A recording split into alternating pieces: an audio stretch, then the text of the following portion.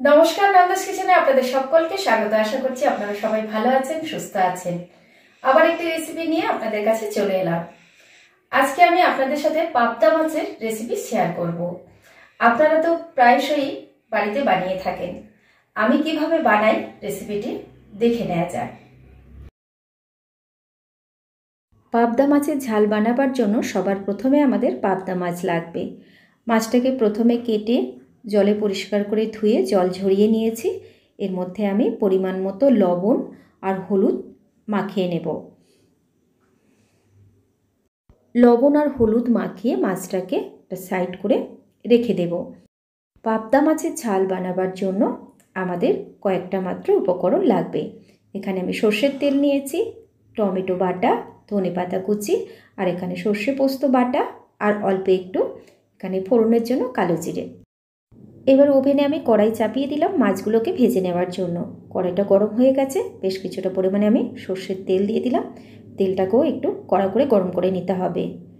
যেহেতু পাবদা মাছ একদমই নরম হয়, তাই একটু কড়া তেলে উল্টে পাল্টে ভেজে নিতে হবে। দেখো, তেলটাকে বেশ কড়া করে গরম করে নিয়েছি। এবার লবণ হলুদ মাখিয়ে রাখা পাবদা মাছগুলোকে ভেজে নেব। আমি একটা একটা করে তেলের মধ্যে মাছগুলোকে ছেড়ে দিচ্ছি।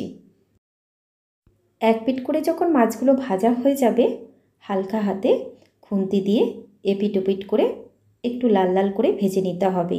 আবারও বলছি, মাছগুলো কিন্তু ভীষণ নরম হয়, তাই খুব সাবধানে উল্টিয়ে পাল্টে ভেজে নেবেন।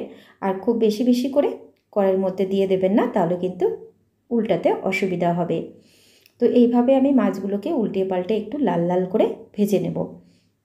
মাছগুলোকে এপিট ওপিট উল্টিয়ে পাল্টে একটু লাল লাল করে ভেজে নিয়েছি। এবার আমি একটা প্লেটে তেল থেকে তুলে নেব ভেজে নেওয়া মাছগুলো। বাকি মাছগুলো ভেজে নেব এপিট ওপিট করে ওই একই রকম প্রসেসে।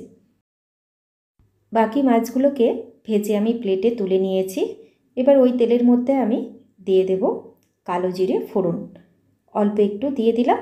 এবার কালো জিরে ফোড়নটাকে আমি একটু নাড়াচাড়া দিয়ে হালকা ভেজে নেব।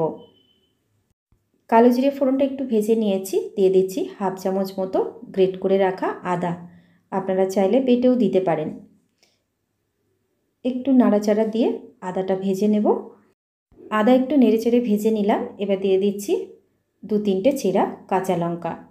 এতে কিন্তু স্মেলটাও ভালো হয় আর রান্নার টেস্টটাও দারুণ আসে। এবার আমি বেটে রাখা টমেটোটা দিয়ে দিলাম। এখানে আমি একটা মাঝারি মাপের টমেটো মিক্সিতে বেটে রেখেছিলাম, দিয়ে দিলাম। এবার টমেটোর যে কাঁচা একটা গন্ধ আছে, গন্ধটা চলে যাওয়া পর্যন্ত আমি একটু ভেজে নেব। এখন আমি এর মধ্যে দিয়ে দিলাম হলুদ গুঁড়ো হাফ চা চামচ আর 1 চা চামচ কাশ্মীরি লঙ্কার গুঁড়ো। এতে কিন্তু রান্নার রঙটা খুব ভালো হয়। তোমরা চাইলে দিতেও পারো, নাও দিতে পারো।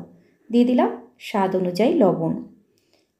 এবার নাড়াচাড়া দিয়ে খুব ভালো করে কষে নেব যতক্ষণ না মশলা থেকে তেলটা ছেড়ে আসছে।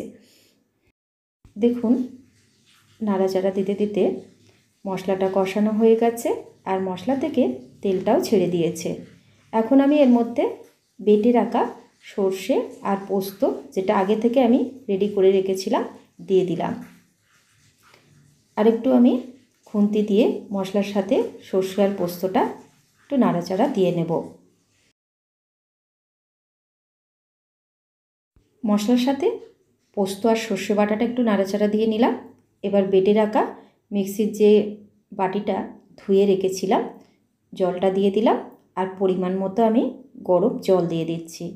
রান্নাটা যদিও মাখা মাখা হবে, তাই পরিমাণ মতো আমি এখানে 1 গ্লাস মতো জল দিয়েছি। আর এই রান্নাটার মধ্যে অবশ্যই একটু গরম জল ব্যবহার করবেন। গ্রেভিটা যখন এরকম ফুটে আসবে, ভেজে রাখা মাছগুলোকে দিয়ে দিতে হবে।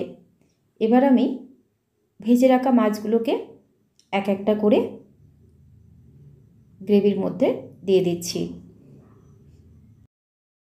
2-4 মিনিট রান্না করে নিলেই একদম অনুষ্ঠান বাড়ির মতো আমাদের পাবদা সর্ষে একদম রেডি হয়ে যাবে। দিয়ে দিচ্ছি অল্প একটু ওপর থেকে ধনেপাতা কুচি। এতে কিন্তু স্বাদ আর গন্ধটা অনেকটাই বাড়িয়ে দেয়। এবার দিয়ে দেব আমি কয়েকটা আস্ত কাঁচা লঙ্কা। আমাদের সর্ষে পাবদা একদম রেডি। অনুষ্ঠান বাড়ির মতো আমাদের সর্ষে পাবদা একদম রেডি হয়ে গেছে। দুপুরের লাঞ্চে গরম ভাতের সাথে পরিবেশন করুন। আশা রাখছি আপনাদেরও রেসিপিটি ভালো লাগবে। যদি ভালো লাগে অবশ্যই আপনারা একবার ট্রাই করে দেখবেন। গরম গরম পাবদা সর্ষে একটা প্লেটে সার্ভ করলাম। তৈরি হয়ে গেল পাবদা সর্ষে। কত কম সময়ে এত সুন্দর একটা রেসিপি বানিয়ে নেওয়া যায় বাড়িতে। যদি আজকের রেসিপিটি আপনাদের ভালো লাগে অবশ্যই একবার ট্রাই করে দেখবেন। আশা রাখছি আপনাদের ভালো লাগবে। আর যারা প্রথমবার আমার চ্যানেলটি দেখছেন চ্যানেলটিকে সাবস্ক্রাইব করে নেবেন। পাশে থাকা বেল নোটিফিকেশনটা প্রেস করে অন করে নেবেন। তাহলে আমি যখনই কোনো নতুন ভিডিও আপলোড করব আপনারা সবার প্রথমেই দেখতে পাবেন। আর যারা ফেসবুক পেজে আমার ভিডিওটি দেখছেন পেজটিকে ফলো করে নেবেন। ভালো খান, সুস্থ থাকুন। ভিডিওটি দেখার জন্য অসংখ্য ধন্যবাদ।